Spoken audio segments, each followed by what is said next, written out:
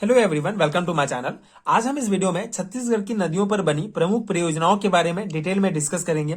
इससे पहले हमने छत्तीसगढ़ की नदियों के बारे में समझा है।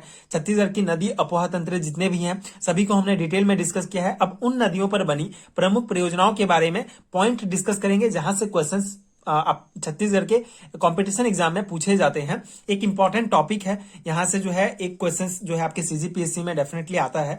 सो छत्तीसगढ़ की नदियों पर बनी प्रमुख परियोजनाएं। अब ये परियोजनाएं क्या हैं? सो परियोजनाएं जो है जैसे छत्तीसगढ़ में कई बड़ी नदियां हैं, जैसे अगर महानदी एक बड़ी नदी है तो महानदी के जल को रोकने के लिए अगर कोई एक बांध बनाया गया है, मतलब एक परियोजना स्थापित की गई है जिसमें जो है जल को एकत्रित किया जाता है। उस बांध में बेसिकली मेन वर्क काम होता है कि एक नदी पर बांध बनाया जाता है जिससे वहां के उस पर्टिकुलर क्षेत्र के लिए जो है वहां के कुछ मात्रा में जल को रोका जा सके और उस जल को जो है उस क्षेत्र में रहने वाले लोग वहां पे जो स्थित गांव है अपने कृषि कार्य के लिए, सिंचित करने के लिए, भूमि को सिंचाई के लिए यूज किया जाता है उस पानी को। तो उसी को जो है परियोजना या बांध कहा जाता है। तो छत्तीसगढ़ में 3 प्रमुख रूप से परियोजना स्थापित किया गया है। वृहद परियोजना जो कि टोटल 8 है जिनका निर्माण हो चुका है, जिनके बारे में हम डिटेल में समझेंगे, और निर्माणाधीन जो 4 जो है अभी जिनका निर्माण अभी हो रहा है। इसके अलावा मध्यम परियोजना जो कि टोटल 38 जो है छत्तीसगढ़ में स्थापित है। वह लघु परियोजना जो कि जिनकी संख्या 2430 व इनका निर्माणाधीन जो है 398 अभी जो है प्रक्रिया निर्माण उनका हो रहा है। सो इस प्रकार से ये जो है डाटा है, ये डाटा आपको हर साल डिफरेंट देखने को मिलेगा, जो कि आप आर्थिक सर्वेक्षण से आपके एग्जाम से पहले उसको पढ़ सकते हैं। लेकिन अभी आप ये डाटा जो है याद रखेंगे क्योंकि ये डाटा इंपॉर्टेंट है, क्योंकि इस डाटा के अकॉर्डिंग ही हम आगे टॉपिक्स डिस्कस करेंगे। सो वृहद परियोजना किसे कहा जाता है? 10,000 हेक्टेयर से अधिक सिंचित क्षेत्र को वृहद परियोजना कहा जाता है। जैसे ये जो बांध बनाया गया है और इसके अंतर्गत जितने भी क्षेत्र आते हैं, अगर ये क्षेत्र, ये जो बांध है, इसमें इतना वाटर कंजर्व है या उतनी क्षमता है कि 10,000 हेक्टेयर में आने वाले क्षेत्र को ये सिंचित कर सके, तो उसे वृहद परियोजना के अंतर्गत रखा जाता है। छत्तीसगढ़ में टोटल 8 वृहद परियोजनाएं हैं। इसके अलावा 2000 से 10,000 हेक्टेयर सिंचित क्षेत्र को मध्यम परियोजना कहा जाता है। अगर उस बांध में 2000 से 10,000 हेक्टेयर सिंचित क्षेत्र को सिंचित करने की क्षमता है तो उसे मध्यम परियोजना के अंतर्गत रखा गया है। इसके अलावा 2000 से कम हेक्टेयर सिंचित क्षेत्र को लघु परियोजना कहा जाता है। एक हेक्टेयर बराबर हमारा 2.5 एकड़ होता है, जो है 2.5 एकड़ बराबर 1 हेक्टेयर होता है। तो उस अकॉर्डिंग जो है ये हमारा हेक्टेयर में नापा गया है जमीन को। इसके अलावा जो है छत्तीसगढ़ की 3 प्रमुख परियोजनाएं हैं, वृहद, मध्यम और लघु। इसके अलावा एनीकट या छोटी बांध भी बनाए गए हैं। तो इनकी जो विशेषता है कि 100 हेक्टेयर से लेकर 500 हेक्टेयर क्षेत्र को सिंचित करता है, उसे एनीकट या छोटी बांध कहलाते हैं। एनीकट मतलब होता है छोटी बांध। तो छत्तीसगढ़ में कुल जो है 712 एनीकट निर्मित है और निर्माणाधीन जो है 141 एनीकट अभी बन रहे हैं। ये जो है आर्थिक सर्वेक्षण के डाटा के अनुसार है। ये आपके एग्जाम से पहले चेंज हो सकता है, तो आप आर्थिक सर्वेक्षण से ये डाटा पढ़ेंगे, लेकिन अभी आप ये ध्यान में रख सकते हैं। अब छत्तीसगढ़ में कुल जो है 8 वृहद परियोजनाएं हैं। छत्तीसगढ़ में कुल 8 वृहद परियोजनाएं हैं। पहला है हमारा तांदुला परियोजना, जिसकी स्थापना जो है 1913 में किया गया था, जो कि बालोद जिले में स्थित है। वो ये तांदुला नदी पर निर्मित है। इसके अलावा खारंग जलाशय, जिसे संजय गांधी जलाशय भी कहा जाता है, ये जो है 1920 से 1931 के बीच में निर्मित है।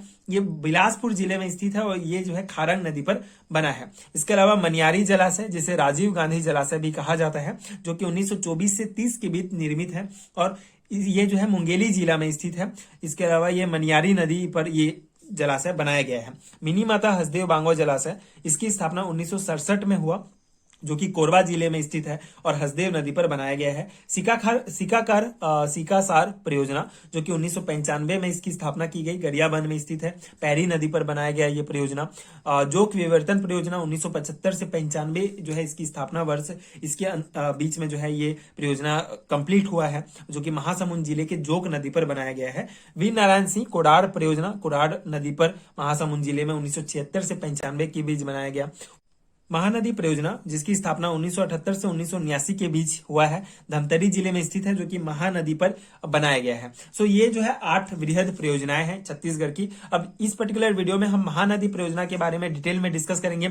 आगे आने वाले वीडियोस में हम इन सभी परियोजनाओं के बारे में समझेंगे, एक इंपॉर्टेंट पॉइंट डिस्कस करेंगे जहां से क्वेश्चंस बन सकते हैं, जबकि ये पॉइंट्स बहुत इंपॉर्टेंट हैं। यहाँ से जो है आपको काफी क्वेश्चंस देखने को मिलेंगे, जैसे परियोजना का नाम, उसकी स्थापना वर्ष, जिला व किस नदी पर बना है, ये इंपॉर्टेंट है। अब इसके अलावा भी और महत्वपूर्ण पॉइंट्स हैं, हम उसको डिस्कस करेंगे। सो महानदी परियोजना जो कि ये महानदी और उनकी सहायक नदियों को मिलाकर जो है स्थापित किया गया ये परियोजना है। यह प्रदेश की दूसरी बड़ी सिंचाई परियोजना है जिसके अंतर्गत निम्नलिखित परियोजनाएं शामिल है। सो महानदी परियोजना सबसे इंपॉर्टेंट है क्योंकि इसके अंतर्गत जो और बहुत सारी परियोजनाएं जो है स्थापित की गई हैं, जिसकी कुल सिंचाई क्षमता 2.76 लाख हेक्टेयर है।